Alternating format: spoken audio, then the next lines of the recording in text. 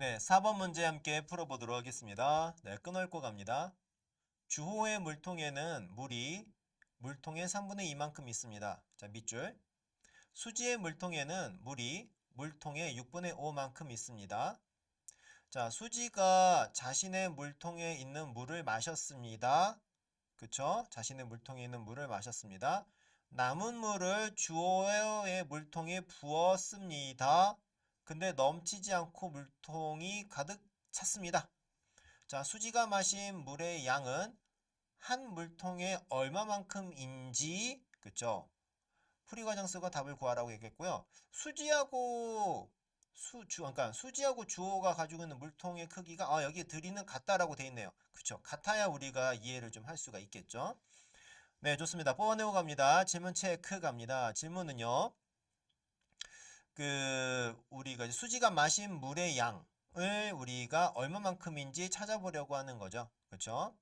수지가 마신 물의 양에 대한 내용이 되겠습니다. 자, 그러면 이 문제 역시 다양한 내용들이 있겠고 이것들을 우리가 식으로 만들어서 문제를 풀어볼 건데요. 물통의 3분의 2라는 표현이 있습니다. 그냥 물통을 1이라고 합시다. 얼마인지 모르니까. 물통의 크기를, 물통의 드리를 1이라고 하고, 그리고 이제 수지가 마신 물의 양을 구해야 되기 때문에 그걸 네모라고 해서 여기 있는 내용들을 정리하겠습니다. 물통의 드리를 1이라고 하잖아요. 그러면 주어 물통에 들어있는 물의 양은 3분의 2가 되겠죠. 3분의 2. 그 다음에 수지물통에 들어있는 물의 양은 얼마다? 6분의 5다라고 이야기할 수가 있겠습니다. 드리를 1이라고 만약에 한다면은요. 자, 그리고 수지가 마시고 남은 물의 양을 집어넣은 거잖아요. 그쵸? 수지가 마신 물을 마시고 남은 물을 넣은 거기 때문에 마시고 남은 물의 양을 구하고 싶습니다. 6분의 5가 있었는데 그 중에서 네모만큼 마셨다라는 거죠. 그쵸? 네모만큼 마셨다라는 식을 우리가 좀 정리해 볼 수가 있겠고요. 자, 그럼 네모를 구하는 방법에 대해서 생각을 좀 해보겠습니다. 자, 어떻게 할 거냐면 여기에 보니까 어, 수지가 자신의 물통에 있는 물을 마시고 남은 물 있잖아요. 남은 물을 주호의 물통에 부었다라고 했습니다. 그렇죠? 했더니 가득 찼으니까 1이 됐다라는 거죠. 그러면은 여기 있는 내용과 여기 있는 내용들을 우리가 잘 이용하면은 네모를 구할 수 있는 식을 만들 수가 있겠습니다. 네, 좋아요. 뽑아내고를 여기다 한번 정리했겠고, 자, 불러오고 잠시 보면은요, 분모가 다른 진분수의 덧셈은 통분하고요, 통분했으니까 분자끼리 더하고요, 더한 결과에 대해서 우리가 대분수로 고치고 기하분수로 나타내면 됩니다. 자, 뽑아내고 블로그 합쳐서 t하고 해서 정리하도록 하겠습니다. 자, 그러면은 하나하나 볼 건데요. 자, 뽑아내고 내용입니다.